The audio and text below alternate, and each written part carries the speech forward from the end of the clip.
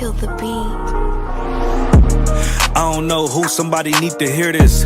Y'all don't speak Hebrew, that's Yiddish. How the fuck you try to label us anti-Semitic? We the Israelites, blacks and native Hispanics. The Germans getting locked up for the Holocaust. Meanwhile, black people still up in the Holocaust. 100 million of us died in the transatlantic. 6 million died, y'all want the world to never forget it. You can never be a Jew, you a Ashkenaz. This ain't a star dum-dum, a gun die or die. Yeah, Yeezy told the truth and got ostracized. Not one person in the Bible had on a yarmulke. We was slaves in America like we was in Egypt. Y'all don't even fit the curses in the Torah neither. Y'all was blind to the truth, I had to make it clear. How Jerusalem, your land, your people came from Europe. That was 1947, your menorah got 9 sticks, it's really only 7. Yeah, it's us against the world, Armageddon. This what happened when you inherit lies from your ancestors. Y'all the synagogue of Satan with them black hats. Your whole nation sitting ducks, Aflacs. Bunch of thieves and culture vultures, ain't nothing kosher. To tell the truth, you vagabonds don't have a culture. Macedonia, Alexander and Philip, you a convert, so tell me, how the fuck is you Israel? That don't make you the people just cause you live there. Why my people can't hate your people like y'all hate Hitler? All the prophets was black and was called nigga. Y'all don't even fit the description that's in the scriptures. Abraham, all the way down to Jacob, we the real Jews. Y'all don't study Christ, y'all follow the Talmud. Keep it real, yeah, let's keep it real. Cold hard truth, it give you chills. Say y'all Jewish cause y'all ain't really them. About to do them like Hammond, it's the Feast of Purim. UBK undefeated, this an easy win. We was born fighting, y'all the evil twin. Jacob took hold of his heel, then out came his little red bastard and they kosher deals. It's only 12 tribes, y'all trying to make it 13. Esau despised his birthright, the Lord cursed him. He ain't the devil, who is? I'm still searching. Ask your rabbi, why he give them babies herpes? I don't know what's worse, that or you claiming that you a Maccabee. I'm about to cancel, everybody try to cancel ye. I ain't afraid to speak, that's what I do. They riding to the core, I'm just judging them by their fruit. Cause they ain't suffering curses. If I was carnal, I promise I'd punch you in person. I know this an uncomfortable subject. They making millions off our culture and black people suffering from it. Yeah, they don't believe in Christ, they the Antichrist. Make a living off of niggas, they a parasite. I ain't afraid to tell the truth, niggas terrified. I'm about to go DEFCON 4, I ain't satisfied. That is proof, that is absolute proof that they know we are the real Jews. That's absolute proof. Now you got the records. Go find me a white Jew on any archaeology in Egypt anywhere. You will never find a piece of archaeology with white people as slaves in Egypt. So don't tell me that they were slaves and it's their identity, and they know it. And I know the blasphemy of them that say they are Jews and are not. The Lord knows the blasphemy of you so-called white people that say you are Jews and you are not Jews. You are not the people of the law. You are not God's chosen people. God's chosen people are living in the ghettos of America. God's chosen people are in poverty and depression in the streets of America. God's chosen people are walking around in America with no identity. That's where God's chosen people are. Yeah. Cold shit.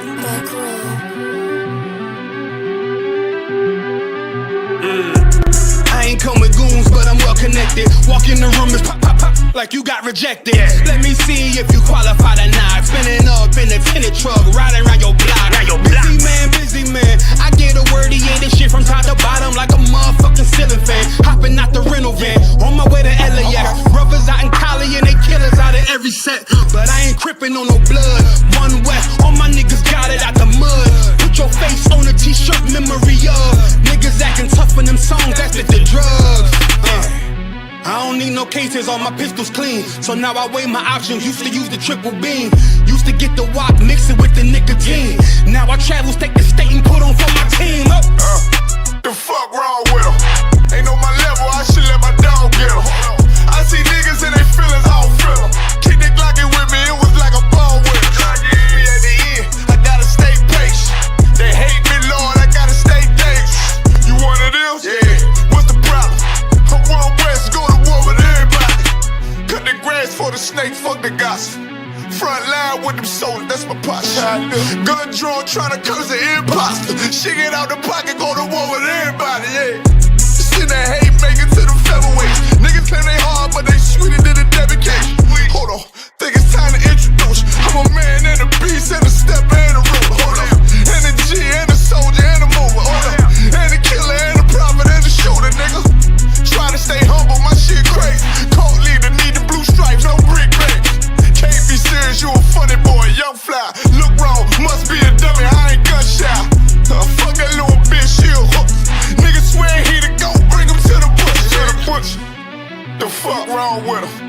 on my level, I should let my dog get them.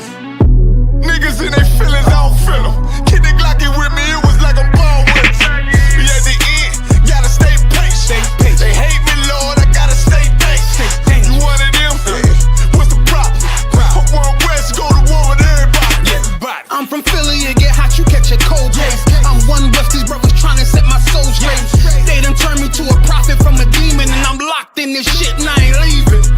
Ski mask transform to war mode like I'm Voltron. Stamp on my head and my chest from the most high. Put something tight around your neck like a bow tie. Got my niggas waiting charged up like they phone died. Red letter, drip clean, it looks so fly. Claim me riding, that's why I left his ass roadside. He gon' die, skyscraper to a nosedive. 9mm plus P, fuck a 4-5. The fuck wrong with him?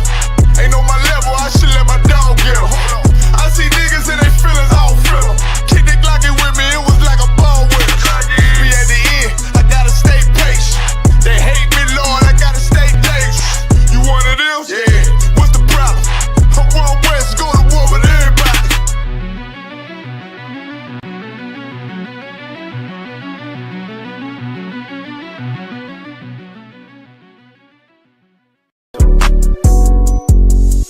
Yeah. UBK shit, man, One West. Hey.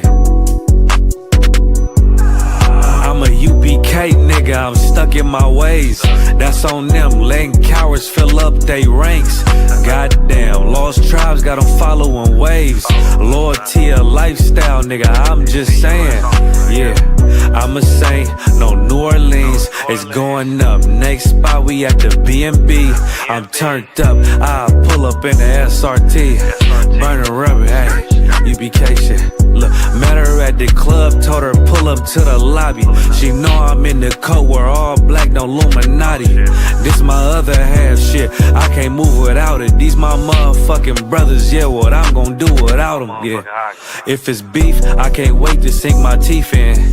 Niggas going overboard, they off the deep end. Why you tripping off that hoe? That's some weak shit. Told him put me in the game cause I love defense. Yeah, put me in the game, coach. Fuck you thought, hey, he let his colors fly. He ain't cut, we cut him off. Yeah, bounce out, let my fringes swing. Yeah, I'm a dog, and she say she find me interesting. Yeah, want me to call, put me in the game, coach. Fuck you thought, hey, he let his colors fly. He ain't cut, we cut him off. Hey, bounce out, let my fringes swing. Yeah, I'm a dog, and she say she find me interesting. Yeah, want me to call, I ain't gotta settle, I got options, ma.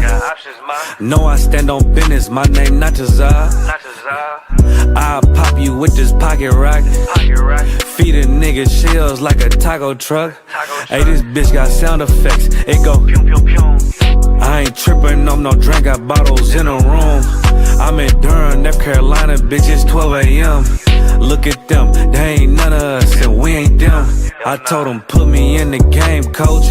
Fuck you thought, hey, he let his colors fly. He ain't cut, we cut him off. Hey, bounce out, let my fringes swing. Yeah, I'm a dog, hey, she say she find me interesting. Yeah, want me to call, put me in the game, coach. Fuck you thought, hey, he let his colors fly. He ain't cut, we cut him off. Hey, bounce out, let my fringes swing. Yeah, I'm a dog, hey, she say she find me interesting. Want me to call, yeah. UBK shit, man, you already know what it is. It's the 55th annual Passover, man, turn up. We gon' do this shit the UBK way, not the other way. You hear me? Yeah.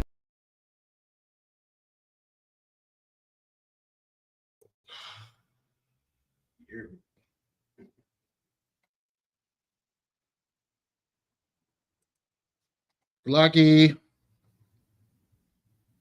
Testing 1 2, testing 1 2. All right, yeah, that's 12. All right, got the chat up. Who is this? He said bums.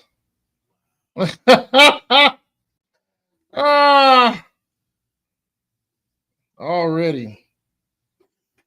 In the chat. Hey, that's what happened when you have Vegas. Vegas be having all the the nut jobs. Coming into class talking mess. That's crazy. Hey, Shalom. Yahweh Shem Yahshua Barak thumb to the brothers. Shalom Yahweh Shemal, the thumb by Shem Yahshua to the sisters. The water for y'all tuning in. The water for y'all in the chat. You know what I'm saying? Get your questions, comments in. Let's get that algorithm up.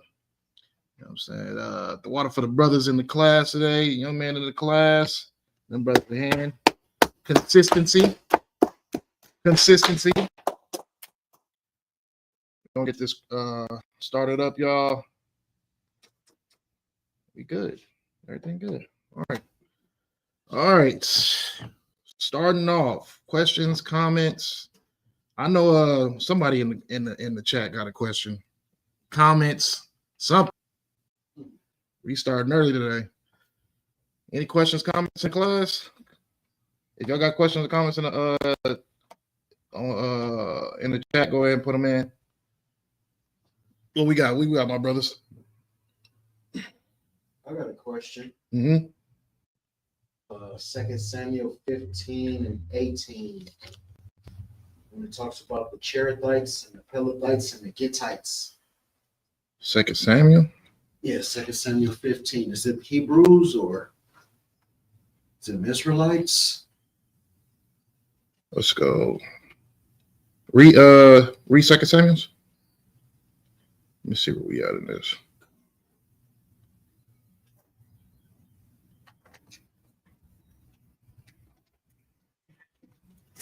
Hey, Shalom Christ, sis, what's going on?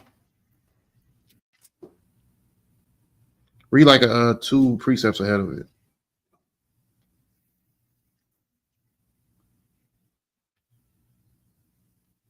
Okay. 16? Is it 16? Yeah, it's 2 above 8. Yeah, that's fine.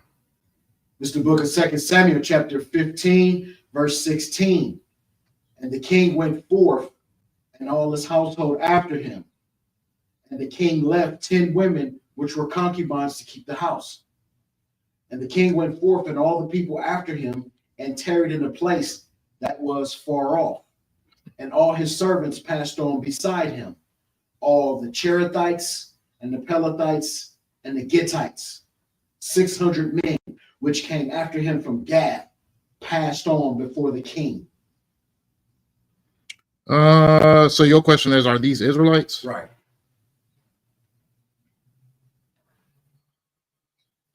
No, they're not Israelites. The actual nations, though, I'm gonna need to get with Tabawan about that. Right. So if you can bring that question next week, I can give you the actual who we call them today. Okay. But no, they're not. Those are not Israelites. Right. Because we know Israelites are what? 12 tribes, right? Right. 12 tribes. Now, could they be from that city? Just like men of that city? No, I think these are heathens, but I'll get with Tabawan and see exactly who these nations belong to. Just remind me. And I'll bring it to you next week. Any other questions on that? I got another question on Zechariah 14.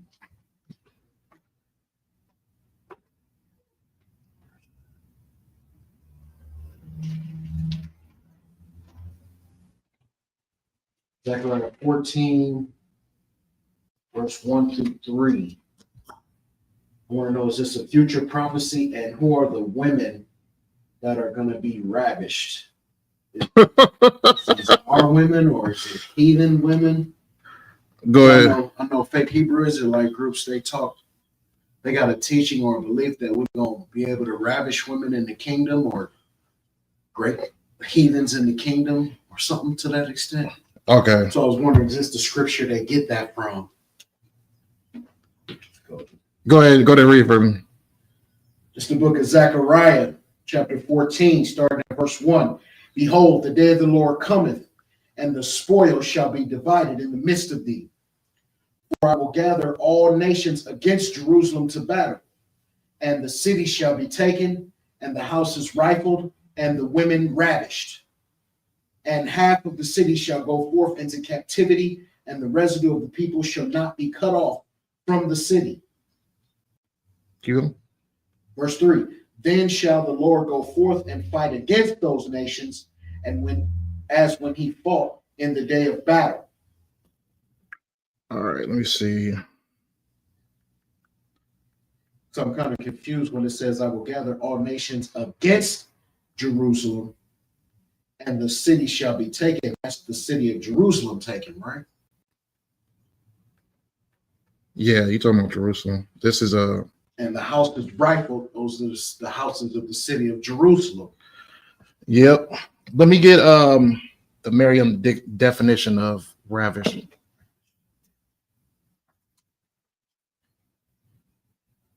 The Merriam-Webster definition.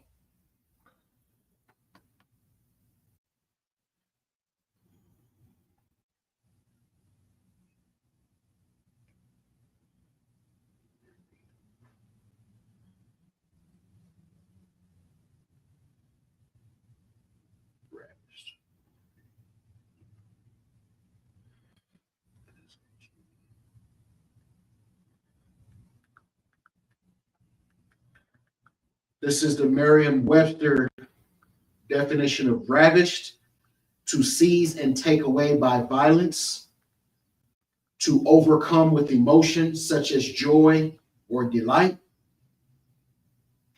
And then there's another one says to grape, and another one says to plunder or rob. Okay, so yeah, it's being taken away violently. Right. Yeah, so I mean, we were taken and, you know what I mean, what's the word? I hate using the word grape. Essay. Yeah, essay. I mean, essay is a different word, is a different definition, right, than grape. Essay is like, you know what I'm saying, you assaulted, but it's like YouTube got these words that, you know what I mean, you can't say certain words, so it's annoying not being able not to say, but having to say grape. But yeah, grape. So we were graped during the time period of our captivity, but it wasn't like something that was like it was from our oppressors doing. It wasn't like something that was like, you know what I mean, it's not something that was naturally meant for it to happen to us, you know what I mean? Right. That's something that our oppressors do. Our oppressors, they got that sexual deviancy, you know what I mean? Right. And they take advantage of people and stuff like that. But it wasn't like a prophecy that we were supposed to be, you know what I mean? We were supposed to be taken away violently, but it wasn't like, you know what I mean? But that did happen to us though. But we already know our oppressor, he did way more than, you know what I mean, right, the Lord intended for him to do. Like, we were supposed to just be overran and, you know what I mean, and conquered. We weren't supposed to be brutalized in that type of manner that our oppressor did to us. You know what I mean? Which is what we're gonna get into pretty much this whole class is, you know what I mean? So it's a good lead off into what we're gonna talk about. So like your sir question, who came from the Maccabees, the Sadducees, or the Pharisees? Who came from the Maccabees, the Sadducees, or the Pharisees? Just a second, we'll get to it in a second. We'll go to Maccabees in a second. But yeah, so you had a question? So like in this like chapter, does that mean like we're gonna do that back to them? Okay. What's the preset? Let me see. Let me make sure I ain't got it in my notes for class tonight. Matter of fact, we'll just go to it.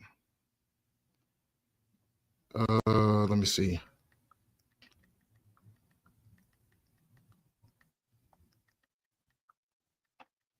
Because there are fake Hebrew Israelite groups that teach that, right?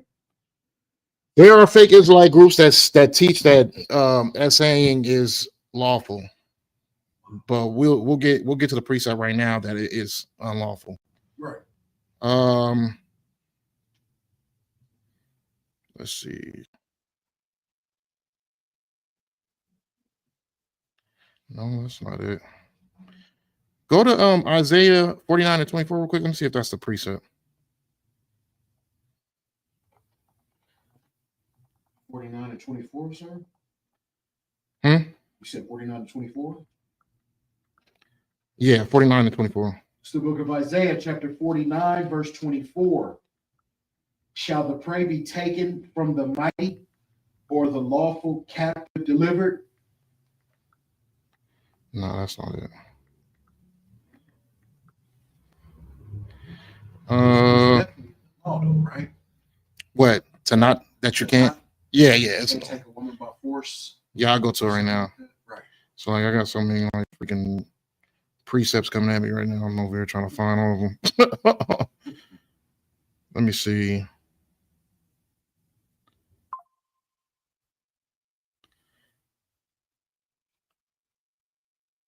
My mind is not working like it should be right now. I am so tired. Find what's the precept when we take them out of their secret places and put them in chains? Could you look that up from you? Got that in your notes? My freaking mind is so bloody. It might. Let me see. I'll go to it for you.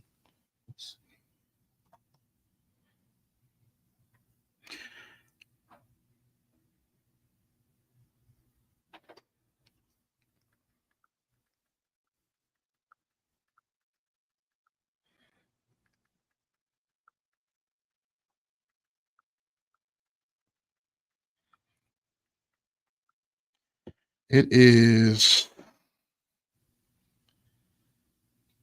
Check Psalms 18 and 45.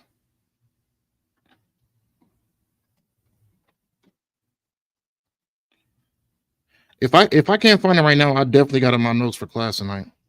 So if we can't get it right now, we'll just get to the topic then. So I can't think of a precept right now. My freaking mind is so foggy right now. I'm super tired. You said Psalms 18 and Go to Psalms 18 and 45. the book of Psalms, chapter 18, verse 45. The stranger shall fade away and be afraid out of their close places. You know? Verse 46. The Lord liveth, and be blessed. Be my rock, and let the God of my salvation be exalted. Okay, that's not it. I want the precept where it says you take them, we'll take them out of their what is it? The secret places and in chains. It's pretty much talking about the prophecy what happens when the day of judgment comes. That's probably where it's at in my notes is the day of judgment. But I'm gonna get this topic cracking. But for as far as the precept you were asking for, let me see.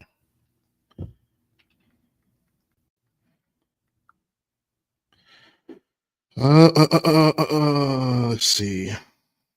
Go to Deuteronomy 22 and 25.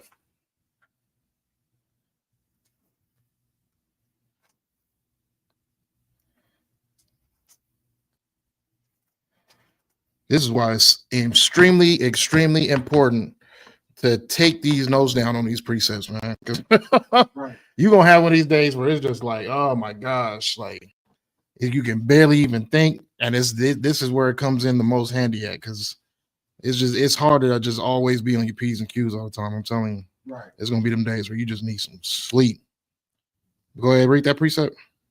This is the book of Deuteronomy. Yeah, It's Deuteronomy. the book of Deuteronomy, chapter 22, verse 25. But if a man find a betrothed damsel in the field. Okay, so this is the precept you were speaking about when it comes to the graping portion of it. Like it is unlawful to grape. Yes, fake Israelites teach this, but because they do what? What do fake Israelites do that we don't do?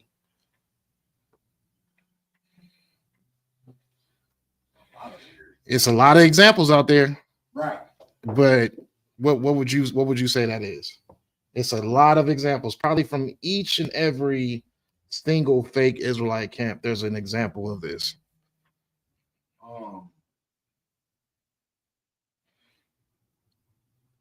Why would you think that they would say, why Why would you think they would say that graping is lawful? Because they really don't keep the law. True, but why would they say that? Why would they want graping to be lawful?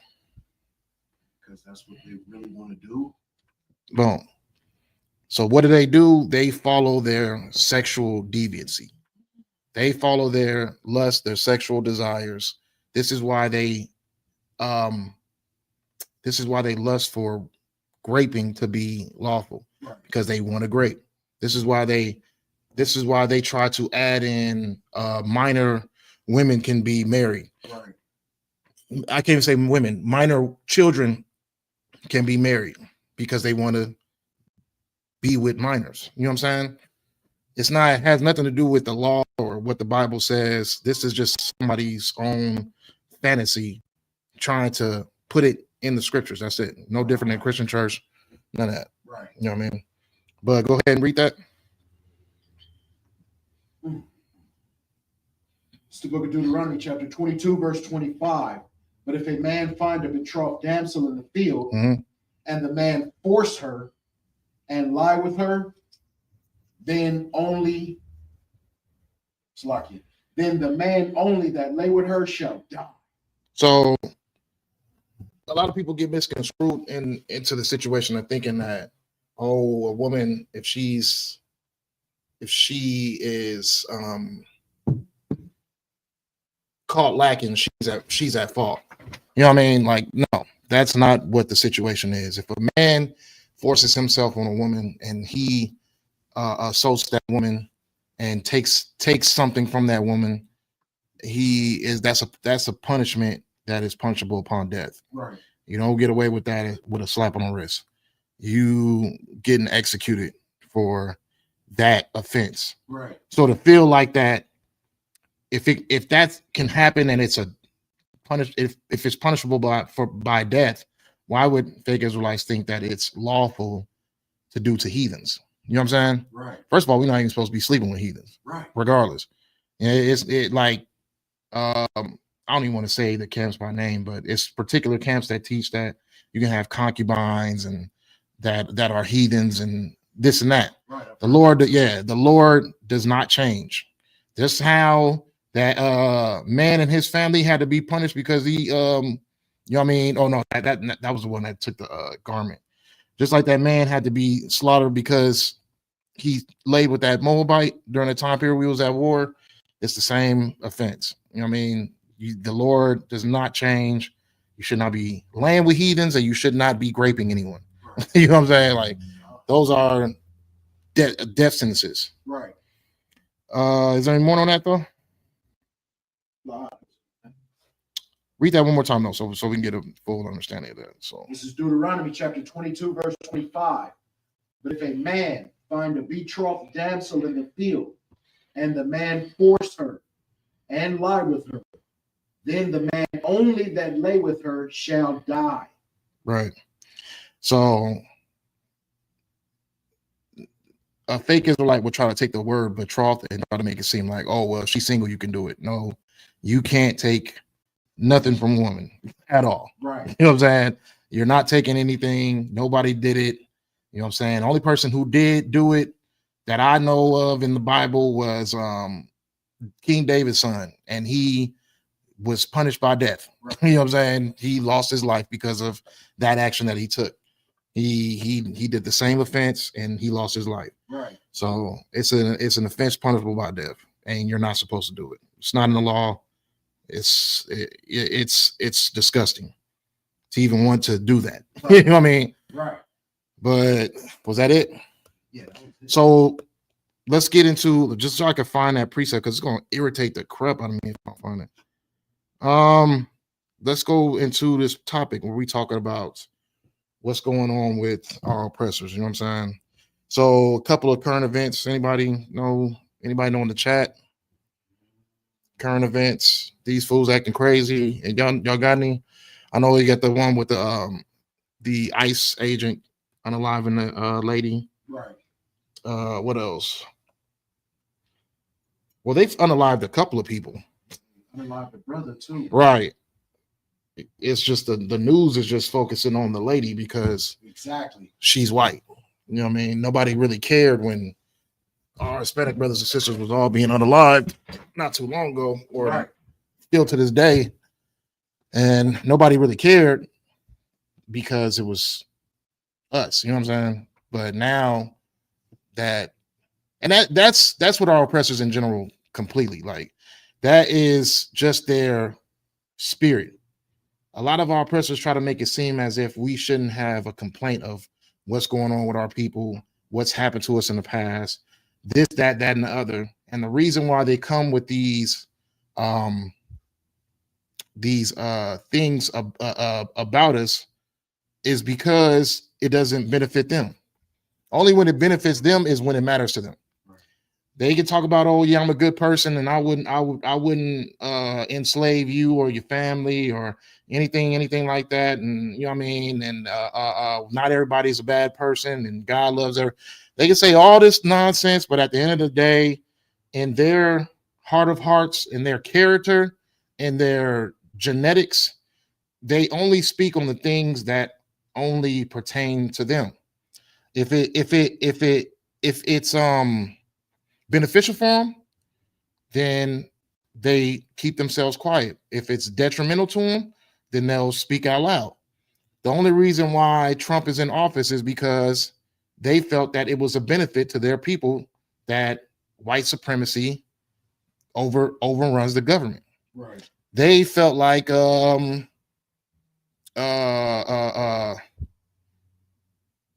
what is it? I came up with that analogy. Our oppressors like it's like a lion that's full. You know what I'm saying? A lion that's full, and then once he starts to get hungry again, that's when he becomes back into his nature of hunting. And right now, our oppressors just full off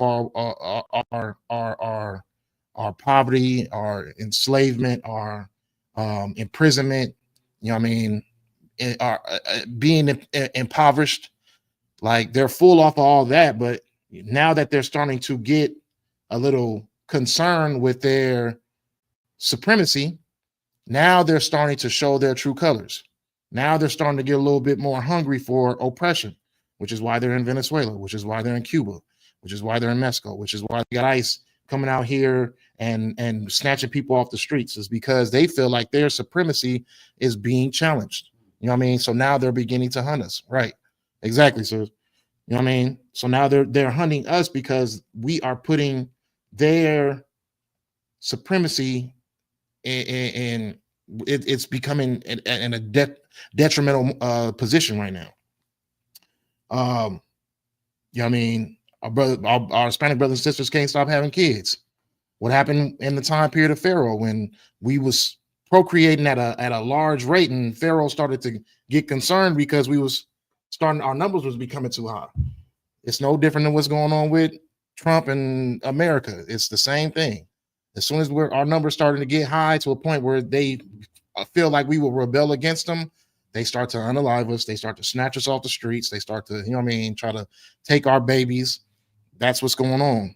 Now, you can come across these so-called civilized white people these days, and they will make it seem as if they don't have the same ideology, but at the end of the day, it's still white supremacy and what's the embetterment of their people.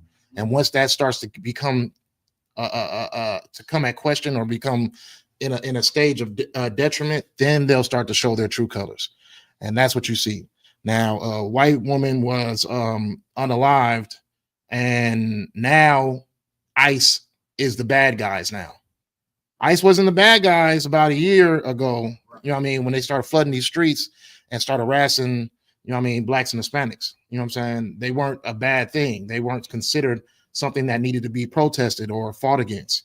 Now the people have been harmed. Now ICE is bad. Now we need to protest. Now we need to get the algorithm up that this is a terrible structure put out by the government and they need to do something about it. But they didn't care. They didn't care before. So it's the hypocrisy of our oppressors. You know what I mean? They have that mentality. They have those characteristics that if it's only in their benefit, then they care. If it's not in their benefit, then they don't care. White people do not want to help Hispanics or Black people. Right. We have to get that out of our spirit. We got to get that out of our mind. They don't want to help you. They don't wish the better for you. They don't want to see you on top. They rather see you exactly where you are. And as soon as you start to get into a position where it seems as if you could overcome their position on top, then they're going to support their supremacy. That's just what it is. That's just how even brothers who choose to have white women, you know what I'm saying? As soon as they feel like their white establishment is being challenged, what are they gonna do? Get a divorce, take the man's money. You know what I mean? Prenup or no prenup, they get whatever they want. That is just the nature of our oppressor. So our people being so damaged and wanting to be so, what's the word I'm looking for? When you in love with your abuser. Stockholm syndrome. Stockholm syndrome. Yeah. Our people so caught up in Stockholm syndrome. We want to save white people more than they want to save themselves. We want as soon as we hear God doesn't love everybody, we want to cape for white people, and they don't even want the time to even have that conversation because they feel like their God is white. So how does God not love white people if they feel like God doesn't love all people? Because if he loved all people, then that means he loved Black people, and they can't have that. You know what I'm saying? As long as Black people and Hispanic people are on the bottom, then they know that their white God is still thriving and still loving them. You know what I'm saying? So, like I said, when you go out here and you tell people that, I mean, the white man's the devil, you know what I mean? Christ was Black. You're putting their supremacy against the wall, and they feel a need to want to have to attack and protect. You know what I'm saying? That's really what's going on. White people, they are like foxes. They are hunters, they're predators, but they come at you with a smile on their face. They're not coming at you in an aggressive way, roaring and barking and, you know what I mean, chasing after you. They come with a smile on your face, just like a fox does. That's how a fox hunts. Like, he comes at you with a smile on his face, act like he's friendly, and then once he get close enough, that's it. It's already too late. You know what I mean? So it's the same thing with our oppressors. All right. So let's get into some precepts. I got a couple. This is more so just like for your notes, but we're gonna make this real quick though. Where we at right now? 8:05. Okay, we got some time. So let's get into Genesis 36:1.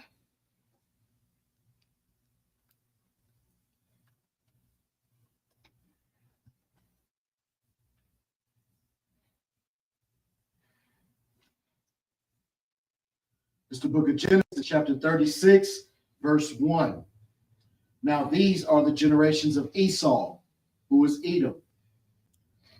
Esau took his wives of the daughters of Canaan, Adah, the daughter of Elon, the Hittite, and Aholibama, the daughter of Anah, the daughter of Zibeon, the Hivite. Okay, so we won't go through his whole generation, but when you want to get into the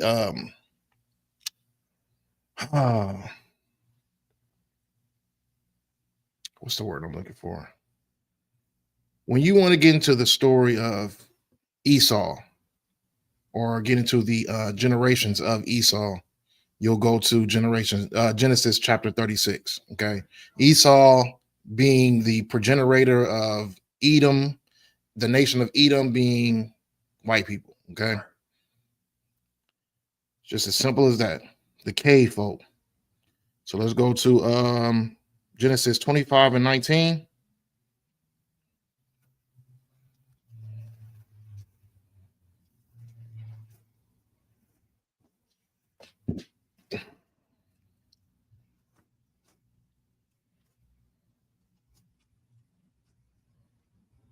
It's the book of Genesis, chapter 25, verse 19. And these are the generations of Isaac, Abraham's son. I should not be doing this. Abraham begat Isaac, and Isaac was 40 years old when he took Rebekah to wife, Mhm. the daughter of Bethuel, the Syrian of Padan Aram, the sister of Laban, the Syrian. Mhm. And Isaac entreated the Lord for his wife because she was barren. And the Lord was entreated of him, and Rebekah, his wife, conceived. And the children struggled together within her. And she said, If it be so, why am I thus? And she went to inquire of the Lord.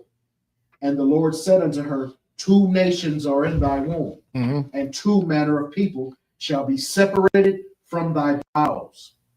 And the one people shall be stronger than the other people. So now we get into, like, you would think, like, a lot of people trying to tell you, okay, because both white people and black people came from Isaac Right. and Rebekah. That means that we are family and that we are somehow related and together. But the thing about what people don't understand is that the Lord creates nations. If it wasn't for the Lord putting some separation between us, we would all be related. You know what I mean? Because we all come from Adam. But at the end of the day, the Lord makes separation because he's the one who dictates what people you are going to be, what people are favored, what people are not favored, what's your characteristics, what's not your characteristics. All right. So we both came from Isaac and Rebekah, but at the end of the day, we were separated before we were even out of the womb. We were not the same people even before we were out of the womb. Right. We were fighting before we were out of the womb. We hated each other before we came out of the womb. That's just the beginning of blacks and whites. You know what I'm saying? That's how it starts off. So let's go to Malachi 1:1.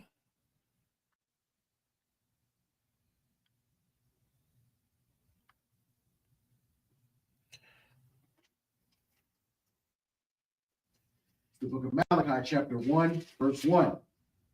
The burden of the word of the Lord to Israel by Malachi. I have loved you, saith the Lord. Yet ye say, Wherein hast thou loved us? Was not Esau Jacob's brother? Saith the Lord. Yet I loved Jacob, and I hated Esau, and laid his mountains and his heritage waste for the dragons of the wilderness. So Malachi is getting into the difference of favoritism when it comes to who the Lord chose. Okay. Jacob is God's favorites. That is his children. You know what I mean? Esau is who he hates, and they were specifically made to be hated. The Lord made Esau, or the nation of Edom, to be hated, and very much so, because doesn't the world hate him? You know what I mean? Doesn't the world hate Esau? Isn't the world in shambles right now because of Esau? Isn't the world at war? Are we at the brink of pure destruction when it comes to World War III? Right. We're at that destruction because a nation who is not loved is running this world. A nation that is built to be hated is running this world. And now the Lord is exposing why they should be hated. Right. This is why they should be hated. They should be hated because look at their being, look at their existence. They've been nothing but a issue. They've been nothing but a problem since they've been on this planet. Right. You know what I mean? Even the Bible says that the world will rejoice when they're out of rule. Right. It's not just going to be blacks and Hispanics. Everybody's going to be happy that this supremacy is out of rule. Right. Has no more power over this world. Everybody's going to be happy. Why? Because when you see Donald Trump take oil tankers and unalive fishermen boats, you say that it's a bad thing, but you can't do anything about it. When you see Putin dropping bombs and ballistic missiles on Ukraine, you see that it's a horrible thing that's happening, but you can't do anything about it. When you see Israel dropping bombs on Palestine and starving those people, you see it's a bad thing, but you can't do nothing about it. But the world will rejoice when these nations are out of rule, when these oppressors are out of rule, because those things won't happen. Those things won't need to happen. A power that is so great is coming to this world that nobody's going to want to ever test it ever again in history. Nobody will ever want to test it. Nobody's going to ever want to say, okay, well, we need to come against Christ's kingdom. Nobody's ever going to want to say that. Christ is going to show so much power when he comes to this earth that people will remember it forever. It's going to be such a destructive day. It's going to be such a day of chaos that people will never want to test the hand of and anger the Lord again. You get what I'm saying? Right. Where was we just at? Malachi 1. All right, we got a couple, so let's just keep it moving. So Malachi 1, you know what I mean? It says, and I hated Esau and laid his mountains and his heritage waste for the dragons of the wilderness. Go ahead and read 4 real quick. Verse 4, whereas Edom saith, we are impoverished, but we will return and build the desolate places. Thus saith the Lord of hosts, they shall build, but I will throw down. Mm-hmm. And they shall call them the border of wickedness, and the people against whom the Lord hath indignation forever. So there's absolutely nothing they can do to get back into their seat. They're gonna try, just like they're trying to build a military to go against Christ right now. They call it the space army. You know what I'm saying? They're trying to build a military because they know Christ is coming to crack the sky. Right. They know something is coming. So this was on Donald Trump's last term. He started the space army where they're getting prepared to fight whatever's coming from that sky. You know what I'm saying? Right. It's not gonna happen. It's just not gonna work. Whatever they're coming with is not going to be enough. It's not going to be an inkling of enough. Right. Let's go to go ahead. If I may, I hear a lot of people when they bring these scriptures up, I hear a lot of people say, well, that's past tense because it said hated.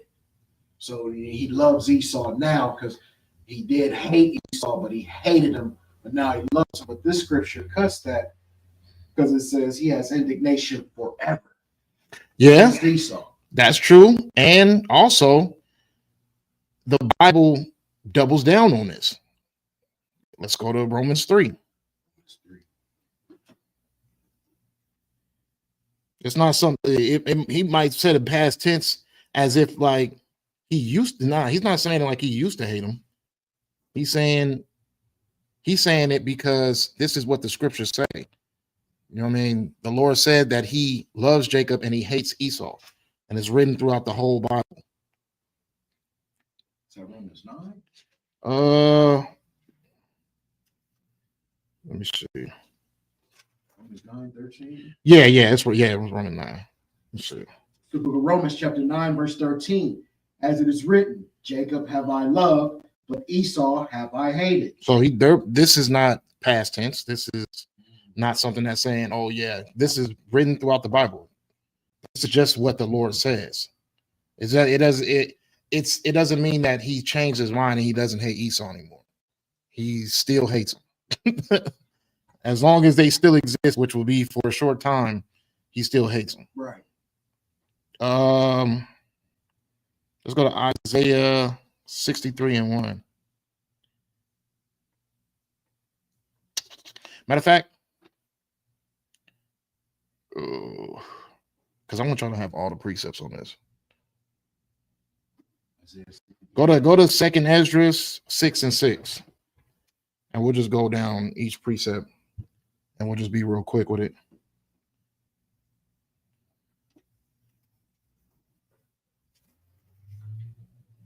It's the book of 2nd Esdras, chapter 6, verse 6. Then did I consider these things, and they all were made through me alone, and through none other. By me also they shall be ended, and by none other. Mhm. Verse 7. Then answered I and said, what shall be the parting asunder of the times? Or when shall be, or when shall be the end of the first, and the beginning of it that followeth? Verse 8. And he saith unto me, from Abraham unto Isaac, when Jacob and Esau were born of him, Jacob's hand held first the heel of Esau. For Esau is the end of the world, and Jacob is the beginning of it that followeth. So this is getting into exactly what's going to happen once Esau loses its time at rule, which is coming at hand. You know what I mean? And rightfully so too, because they did such a terrible job ruling this world. It did such a horrible job ruling this world. But this is getting into the time period, because when you say that the end of the world is coming, it's the end of this world, but this is going to be the beginning of the world that's coming, which would be Jacob ruling. Okay, is there any more on that, or are we good? Verse 10. The hand of man is betwixt the heel and the hand. Other question, Esdras, asked thou not? Yeah, I guess that's it on that. Okay, yeah, that's it. All right, let's go to Revelations 19 and 15.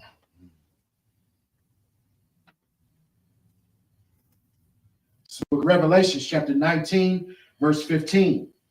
And out of his mouth goeth a sharp sword, that with it he should smite the nations, and he shall rule them with a rod of iron. And he treadeth the winepress of the fierceness of the wrath of Almighty God. Keep going. Verse 16. And he hath on his vesture and on his thigh a name written, King of Kings and Lord of Lords. So this one's supposed to be, that's Revelation 19 and 15, right? Revelation 19, 15. This one's supposed to be that Christ is coming to destroy other nations, but right. Let me see.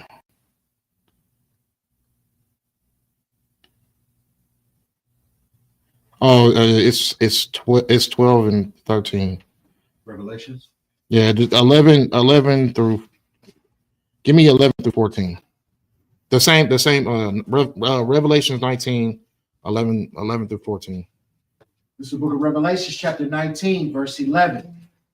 And I saw heaven opened, and behold, a white horse, and he that sat upon him was called Faithful and True, and in righteousness he doth judge and make war. His eyes were as a flame of fire, and on his head were many crowns. And he had a name written that no man knew but he himself. And he was clothed with a vesture dipped in blood, and his name is called the Word of God. And the armies which were in heaven followed him upon white horses, clothed in fine linen, white and clean. So this is a description of the day of the Lord. Okay. This is the thing. The day of judgment is not what our oppressors have taught us. Our oppressors have taught us that the day of judgment comes when you die. And when you die, you go up to heaven and you receive your judgment, whether if you're a good person or a bad person. And regardless if you are a bad person, as long as you confess that Jesus is Lord, you still can come inside. You know what I'm saying? That's not what the day of judgment is. The day of judgment is happening right here. You're not going to feel it as a spirit. You're going to feel it in your physical form. You know what I mean? You are going to feel pain. You're going to feel heat, fire, vapor. You're going to feel the pain of death. You know what I'm saying? That is what's going to come on that day of judgment. It's not something when we were told, oh yeah, if you're a bad person and you die and go to hell, that's folklore. That's a fairy tale. It's a bedtime story. Right. You know what I mean? It's something that somebody made up and it was passed down from generation to generation, like the boogeyman or the La Chupacabra, you know what I mean? Stuff like that. But it's a bedtime story. So the day of the Lord is actually coming, and it's going to be a day of judgment for all those who put their hands on God's people. Right. And then also all those who laid with, enticed, idol worship, and indulged into the idolatries and the lifestyles of people who have touched God's chosen people. So that's why it's important for us to wake our people up so they don't have to feel the sting of the judgment that the Lord has for his hatred for the nation of Esau and the nations who have had a hand into into God's chosen people's destruction. Right. We're trying to wake our people up so they don't have to feel that sting, but our people, they want to follow our oppressors. It's a rightful thing that the Lord wants to commence judgment on these nations. It's a rightful thing. We look past it now because we don't see the lynchings in front of our faces no more.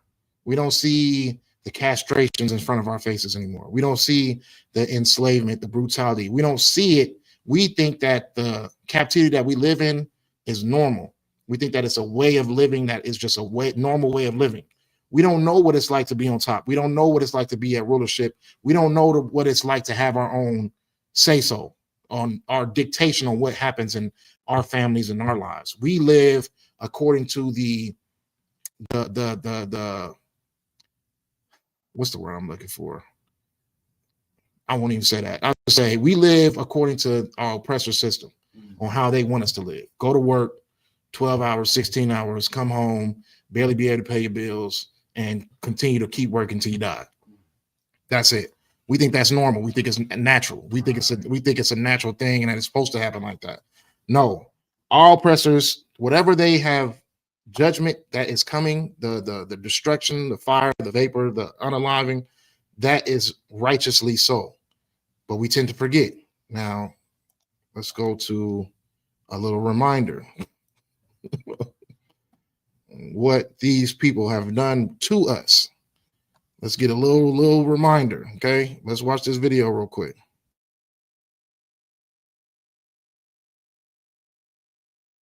They cut off his genitals and made him eat them and say he liked it. Then they sliced his sides and stomach with knives, and every now and then somebody would cut off a finger or two. This is a quote of Claude Neal's last hours. A black man, unalive for a crime he did not commit. Red hot irons were used on him to burn him from top to bottom. And from time to time during the torture, a rope would be tied around his neck. He was pulled up over a limb and held there until he almost choked. And when he would be let down, it would begin all over again. Then his body was placed on the front bumper of one of the cars and driven to the Kennedy farm, carried as hunters transport a dead deer or swamp pig. The corpse was dropped a few yards from the Kennedy home, at which time it was attacked by women and children. Some of the children reportedly plunged sharpened sticks and knives into his neck. The bereaved family had been promised that once Neal was delivered up to them, the women would have first crack at him, followed by the men of the family. But the killing by the Committee of Six had thwarted the family's need for revenge. Standing on his front porch, the girl's father, a weeping old man, complained that the mob had done me wrong since he had promised that he would have the first shot at Neal. One newspaper reported that Neal was hung from a tree on the Jackson County Courthouse lawn after he had been slashed and pew-pewed into mincemeat. Some of the many photos of his disfigured body were printed in newspapers around the country.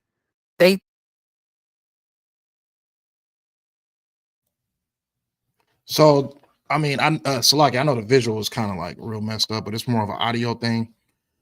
But yeah, so this is nothing that is this was something that we thought was a way of living too. When we lived into that chaos, when we would watch our people being set on fire and barbecued, and you know what I mean, like eaten, uses alligator bait. We thought that was just a way of living, just like we do today. We think that everything our oppressor does to us is just a way that we're supposed to be living, but it's not. This is captivity. This is oppression. This is living under the foot of those who hate you. And at the end of the day, when you see destruction come to this place, it's rightfully so. It's his righteous judgment. The Lord is a righteous judge. He's going to commit so much destruction on this place because there was so much destruction done to his people. You hear about things like, you know what I mean? They cut the man's genitalias off and made him eat it and say that it was good. Like, come on now, who does that? Who does that? What kind of wicked person does something like that? But it's always been within our oppressor's nature. They've always had some type of fetish with chopping off our manhood because that's been one of the main things they've been jealous of. You know what I'm saying?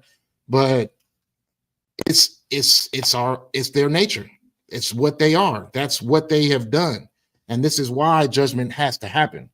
This is why the Lord is coming with so much anger and aggression, because of these things are a natural and a usual story, and sometimes worse. You know what I mean? And it didn't stop at just the man. It was the women. It was the children. It was the elderly. It was no age was off limits when it came to our oppressor. You know what I mean?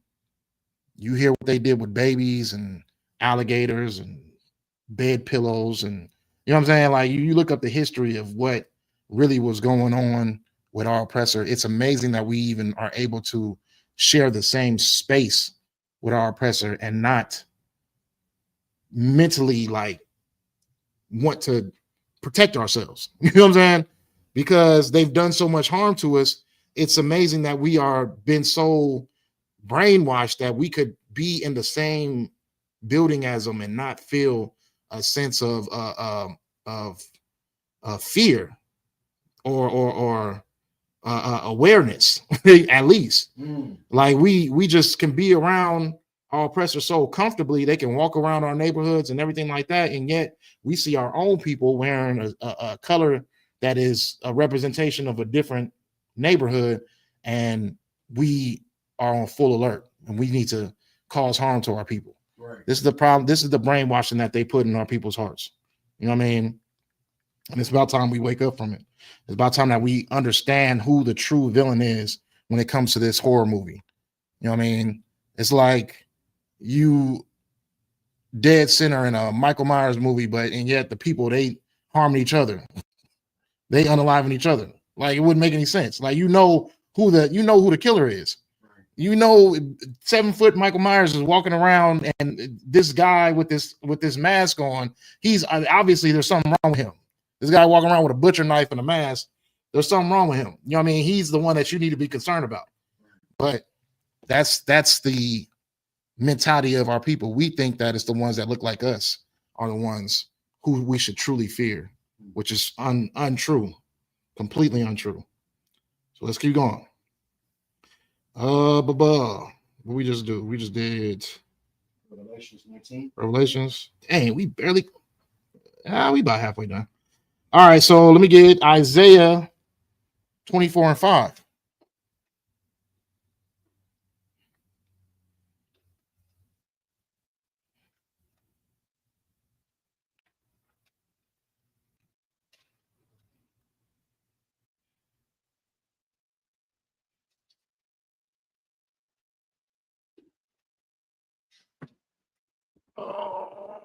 It's the book of Isaiah, chapter 24, verse 5.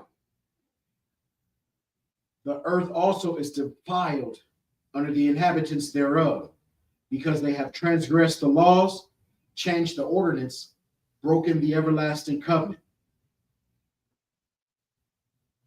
Read that one more time. I'm just barely getting there. This is Isaiah 24. This is Isaiah chapter 24, verse 5.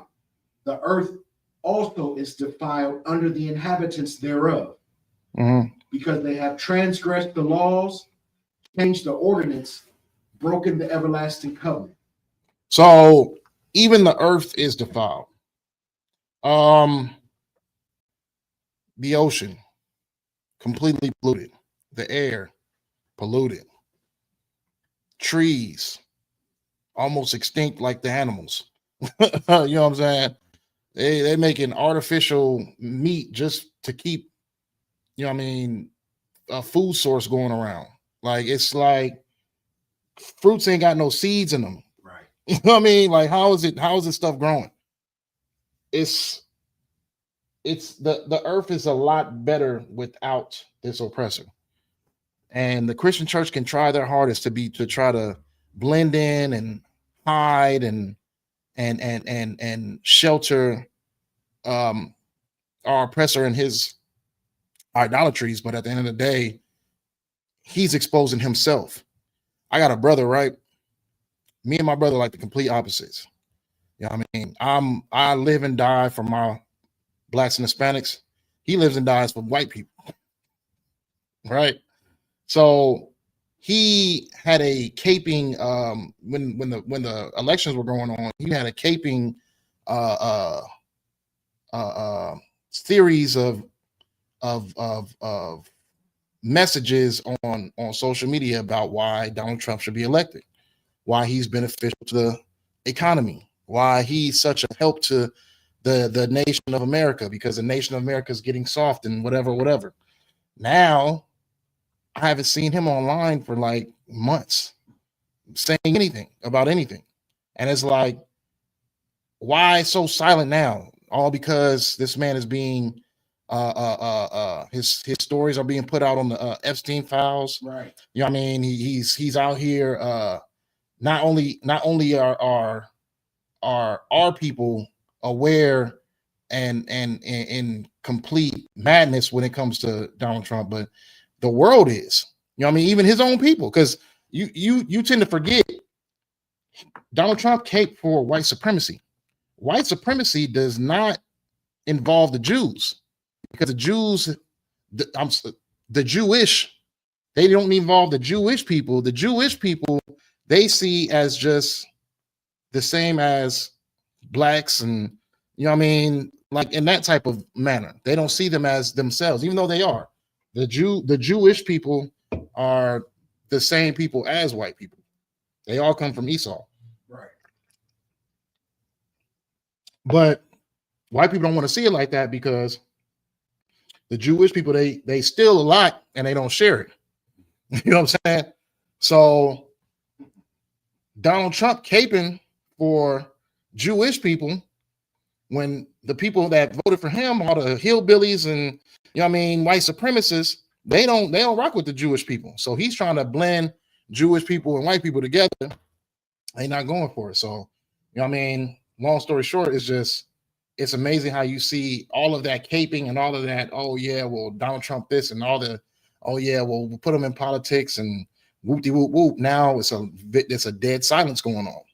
But just as loud as people were being when they wanted to put Donald Trump in office, is how loud they need to be right now. Yes, he is wrong for being on the Epstein files and dealing with little kids, and you know what I mean, supporting Israelis when they're genocide and all the things of that nature. You know what I'm saying?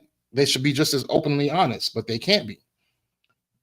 They are of their father, who is the devil. You know what I'm saying? Me and that brother don't share the same father. His father is a white man. You know what I'm saying? My father is right here in this community at the ISUPK. You know what I'm saying? So we come from the same bloodline, but yet we share different fathers. You know what I'm saying? We might have came from the same man, but we share different fathers. But yeah, so you got all these people who cape for him. Where were we at just now? We were at okay, so the earth being polluted. Okay, so yeah, I mean, it's not really hard to tell that the earth is completely in disaster right now, but let's keep going. And this is just all to justify and to show you exactly the reasons of why this judgment needs to happen. You know what I'm saying? Because with all oppressors at rule, the people mourn.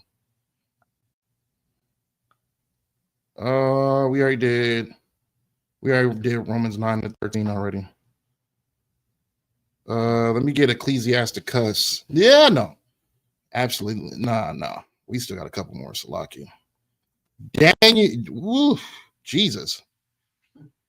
Okay, yeah, we did Isaiah. Okay, let me get Daniel 7 and 13.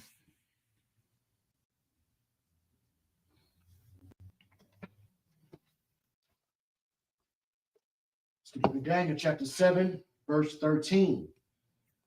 And I saw in the night visions, and behold, one like the Son of Man came with the clouds of heaven, and came to the Ancient of Days, and they brought him near before him. Verse 14. And there was given him dominion and glory and a kingdom, that all people, nations, and languages should serve him. His dominion is an everlasting dominion which shall not pass away, and his kingdom that which shall not be destroyed. Now, a lot of people think that serving means that we're going to be singing, praising, dancing, and joining together. Servitude can be a lot of different things and goes in a lot of different ways. The servitude that other nations are going to have to serve Christ are not going to be the same as how we serve Christ. You get what I'm saying?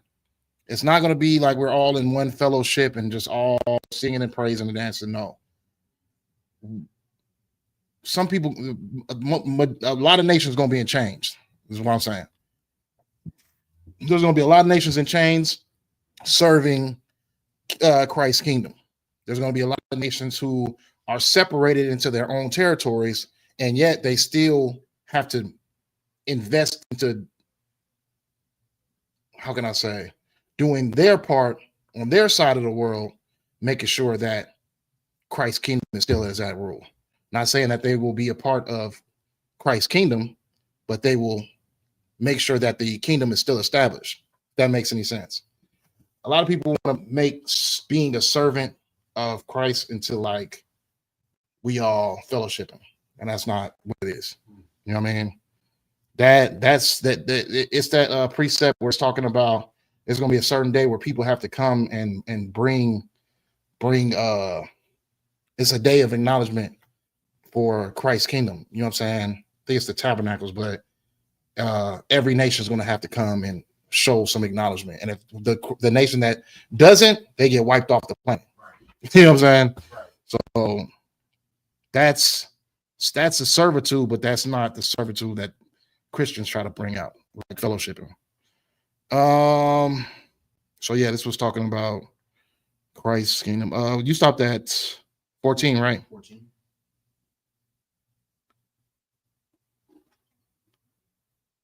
Go ahead and keep going. Let's keep going and see what Daniel's talking about.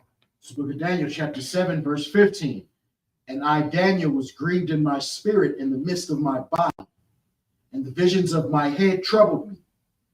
And I came near unto one of them that stood by and asked him the truth of all this. So he told me and made me know the interpretation of the things. These great beasts, which are four kings, which shall arise out of the earth. But the saints of the Most High shall take the kingdom. Okay, so this is talking about the vision of the different rulerships that come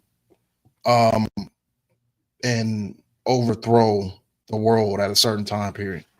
Like in his vision, it was also talking about Alexander the Great and Rome, you know what I mean, taking over, because technically we are still taken over by Rome. Right. You know what I mean? America shows you a lot that it's still Rome today. You know what I mean? Even their obsession with Egypt, like Rome had that same type of thing, you know what I mean? But it's still like we are still overthrown by Rome. We're still under that captivity. And now that is the last captivity before, you know what I mean, the Lord breaks that wheel and starts the new world when it comes to Israel being at rule. Proverbs 1 and 25. We almost done.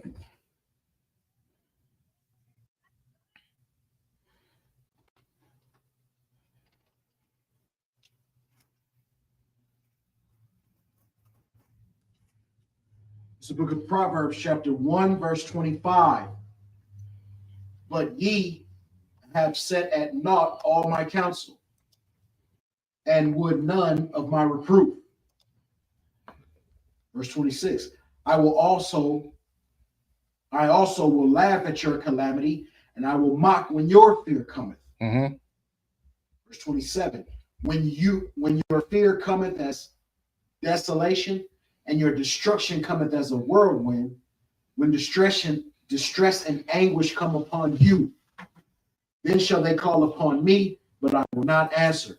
That's gonna be crazy too, because that why Lord is gonna be like a majority of a saying. Like, why, Lord? Why? You know what I'm saying? Like, a lot of people are gonna cry out, why, Lord, why? And just as they're crying out, why, Lord, why, the Lord looking at them like, you know what I mean, mocking them. Like, why, Lord, why? Like, you know what I'm saying? Like, you would mock somebody, like, you know what I'm saying? Because when it came to you having to serve the Lord right, or when it came to you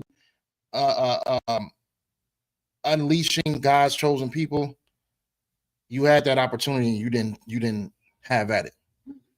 And because of you mocking the Lord, he's going to mock you during the time period of your calamities. When it comes to you in distress and you crying out to the Lord, he's going to mock you. He's going to laugh at you, because a lot of people laugh at God right now. You know what I'm saying? Our oppressor has pushed himself up to his ego of thinking that he is a God. You know what I mean? Our people have gotten rid of the likeness of God.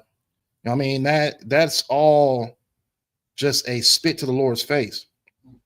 And when it's his time period, when we are, and when this place is being punished, they are going to, why, Lord, why? And he's going to be laughing and mocking them.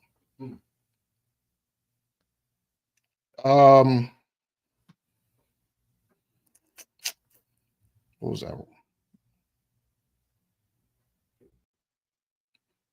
That was Proverbs? Proverbs 125 and 26. Yeah, we did an Ecclesiasticus already. Let me get Ecclesiasticus 5 and 7.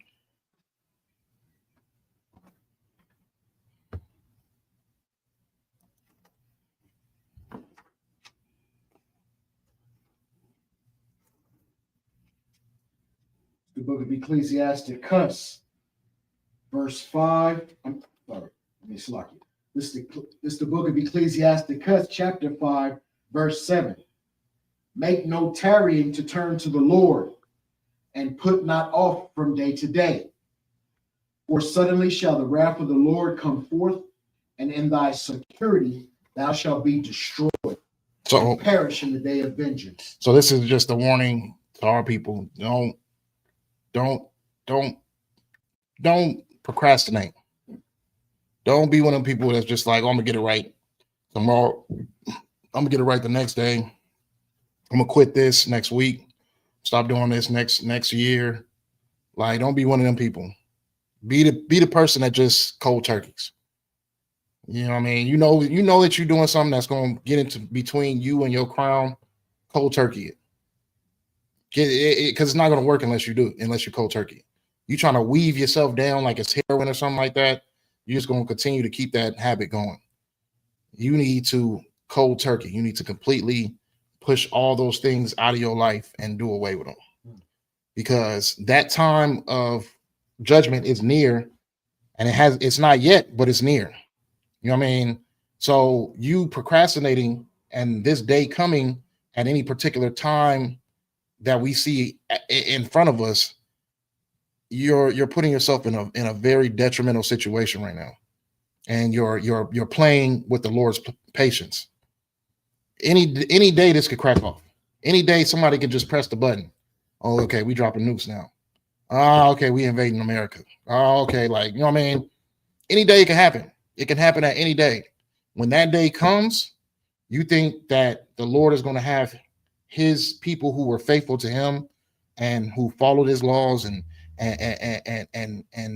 served him the right way are going to be in any type of harm's way when it comes to these intergalactic missiles. Right. You know what I mean?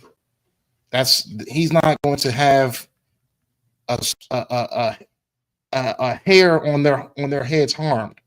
You know what I mean? That's how it's going to be for the ones who stayed righteous. But yet, for the ones who are being unrighteous and following people who they don't need to be following, you're gonna have a long, long journey when it comes to trying to play the survival game when it comes to Esau and his wars. You know what I'm saying?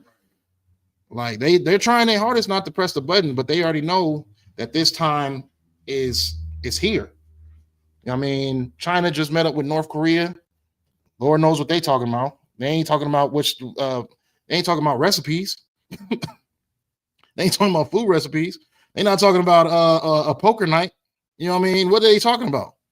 They're talking about war. They're talking about weapons. They're talking about tactics that they're going to do. This is all brewing up. So why play with the Lord's patience? Because any time period this could happen. Why follow people who don't got love for you and try your hardest to save the ones who wouldn't save you if they had that opportunity? Right. This is one dude, right? There was a situation that happened where it was this one streamer dude. He talks crazy about black people and stuff like that. And this black dude, the way he was speaking, I was all like, okay, that's how we supposed to talk. I'm gonna show the video right now. I got it on here. So like it, hold on real quick. Now pay attention to how this brother talks, because this is the spirit that we should all be in when it comes to protecting our people and standing up for our people. Look how this brother talk right here.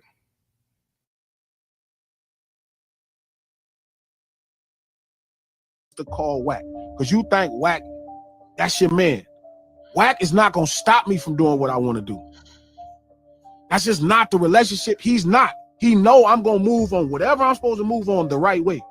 So he can talk to me. It makes sense. He's not gonna stop me. Nobody on the West, not Whack, not Big U, not Top Dog. Nobody is gonna stop me from doing what I'm supposed to do, because they know I'm doing the right things. So he could say, hey, G, and I don't know, this could get you in trouble. The difference with me and most of the people, I got no reason to, I don't give a fuck. Like even in his thing, he like, I'm just gonna call the police. Police come after crimes, man. So when I slap you up and I do something to you, they coming after. Wouldn't the make you think if I'm saying this on this camera, nigga, I'm not running. I'll be right there when they show up. I done been to jail for selling drugs, punching on all kind of shit. And I was just fine in there. You think I'm not gonna go to jail proud that I slapped your stupid ass in the face because you keep calling this black lady a bitch on this motherfucking thing in front of the public? What in the world? I don't give a which one of these people you think you cool with. I don't give a if you cool with the president. You're not cuz. Y'all, I don't know what the to happen to where y'all exist in this space, bro, and y'all keep doing this old punk ass shit. We all ain't streamers. We not all streamers. We all don't care about maintaining a relationship. I don't care that you successful. That shit don't mean nothing. Nigga, I know you from Visalia. I know where you at, and I know your people. That fast. Everybody in the streets have told me where you at. Nigga, you from my motherfucking state, nigga. And you playing this shit.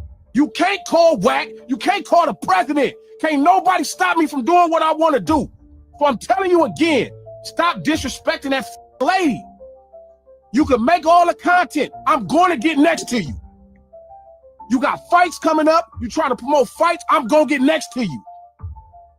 All I ask you to do is respect that black lady. Do your job. Make your content. Stop calling this lady out her name. Y'all streamers keep finding ways to disrespect black people on this shit. And I totally get it. And y'all think, well, they fight each other. It's not the same. You are a white man. I don't give a fuck who you pray to. I don't give a fuck if it's Abraham. I don't give a fuck about none of that. You are a white man. Boy, you better look at this camera. That's y'all problem. Y'all been playing these games, and that's how y'all socialize with humans. And you've been saying all this dumb ass shit behind this game. You, Neon, all these cornball ass niggas. And y'all got all these niggas that fuck with y'all because they think y'all can provide them some level of exposure.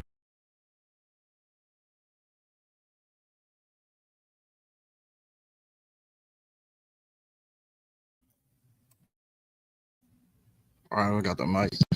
But yeah, so it's this one streamer guy, and he talk crazy about black people just because he's surrounded by black people. He puts them on, he gives them their clout, you know what I mean? So he feels like he can say whatever he wants. And he was talking about SZA, the singer from TDE, Male SZA. So he just keeps like disrespecting her, called her B word and stuff like that. And he felt like he needed to vouch for the black woman, even though, like, you know what I mean, a lot of our black women, they get out of pocket, they go above the man's hand and do some outlandish stuff. Like, she was kind of attacking him first, but the way that he was coming at her was kind of like he was bullying her. So he came in and he said what he had to say about that situation. But that's how our people should be. You know what I mean? Even though we should be able to keep our women in check and, you know what I mean, keep them in order, we shouldn't allow any nation to be able to feel like they're comfortable enough to speak against ours. You know what I'm saying? And that's what I respected about what he was talking about, because he was putting out there like, you know what I mean, don't ever feel like you that comfortable where you can just say what you want about our people and just be walking up the street feeling like you safe. Like, you know what I'm saying? Like, it can't nobody sit over here and try to politic me out of, oh yeah, well, nah, leave him alone. Like, no, I'm gonna do whatever I want to. You know what I'm saying? If I feel like you disrespecting this black woman, I'm about to go disrespect you. Point blank, period. And that's how we should be. That's how we should. We shouldn't allow people to make us look bad. You know what I mean? Whether that be a woman or a man or whatever. You know what I mean? We shouldn't validate bad behaviors and bad reputation, the things that'll make us look like we're out of character, but we should be in defense when it comes to other nations trying to rise up against ours. You know what I'm saying? That's the type of spirit we should have. Right. But yeah, the guy that was talking mess too, he's a Jewish dude too. So that's even I get that brother even more props for that. All right, so we almost up out of here. We just did Ecclesiasticus 5 and 7. Okay, we did Ecclesiasticus 5 and 7. Let's see what we got left.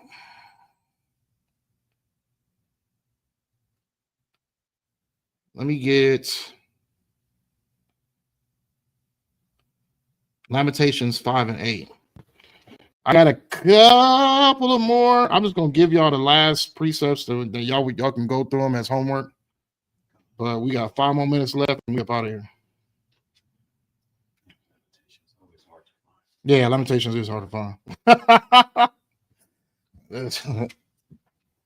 It is a hard one.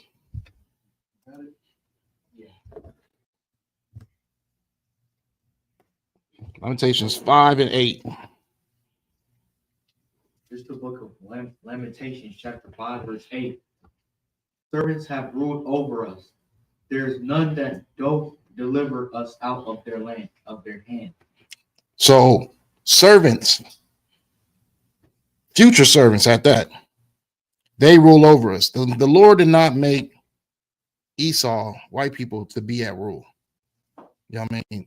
They should be the least of all. They are the servants. They are the ones that should be at the foot of every black and Hispanic.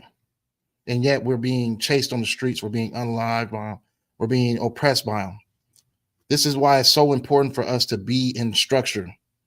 This is why it's so important for us to be in obedience, because this is the outcome that can happen when you are in a stage of disobedience.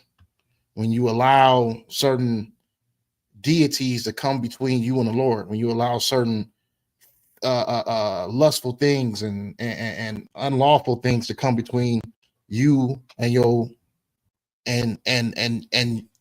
obedience to the Lord.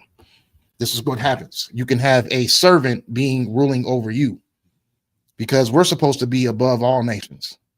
We're supposed to be the salt of the earth. We're supposed to be the ones who keep this earth in structure. Green trees, good plants, good food, you know what I mean? Good air. All these things don't exist because we're not at rule. non-polluted seas. You know what I mean? Them crystal blue waters when you see the ocean, that should exist. But it doesn't exist because, at least for certain places, because our oppressor is at rule. You know what I mean? But the way that the earth is formed, certain places should be a paradise. And it's not like that. You know what I mean? When Columbus and them first all came over here, they were amazed on how beautiful the land was. You know what I'm saying? They were amazed on how beautiful the people were. And we have to find that beauty. Other than the serving of different gods, we need to be under authority, but also in a righteous state of living. But we need to find that righteous way of living now in hell, so we can bring it into our heaven that's on the way. We need to find our obedience right now, living in this hellish condition, so we can bring it with us into the heaven that's soon to come. Okay, that's the most important thing. Let me get to all right. So really, what we had was Lamentations 4:18, Lamentations 2:21. Lamentation, no, that was 5:8, or we did that. Jeremiah 13:23, Ecclesiasticus 22:6,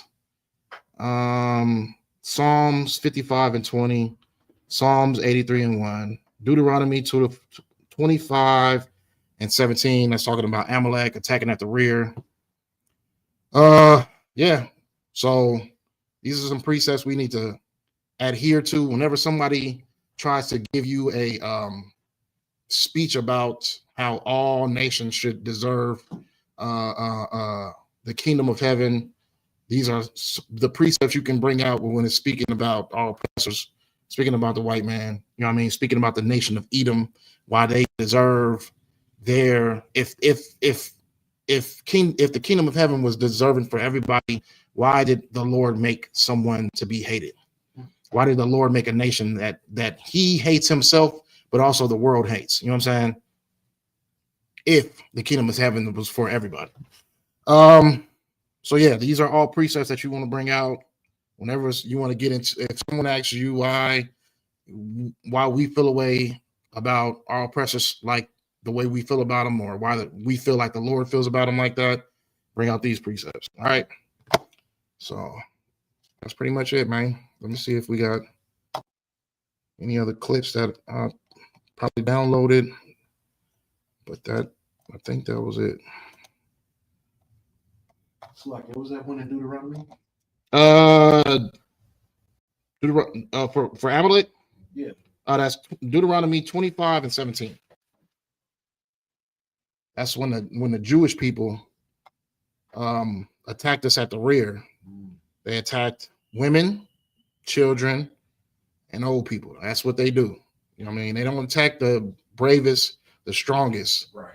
That's not what our oppressor does. They attack us from the rear of our foundation, which is through our children, through our women, through the weaklings. You get what I'm saying? And that's why they're giving the women power over the household, so they can cause destruction in the household. Right. They can use her as the object of use her as a weapon to destroy the household. That's how they get into your house. They go through your women and they go through your children. Right. They took away all the power of the man in the house and gave them all to the women and the children. All right. So with that, we all good. The water for y'all tuning in. The water for y'all in the chat. You know what I mean? Keeping this class going, keeping the algorithm up. We appreciate y'all. Baba Kashaw. Yeah, definitely. Shalom. Yahweh Shem Yahshua, Barak Thumb to the brothers. Shalom, Yahweh Shemal, a thumb, Shem Yahshua to the sisters. We'll see y'all next week. Appreciate y'all coming in, man. Lord Christ.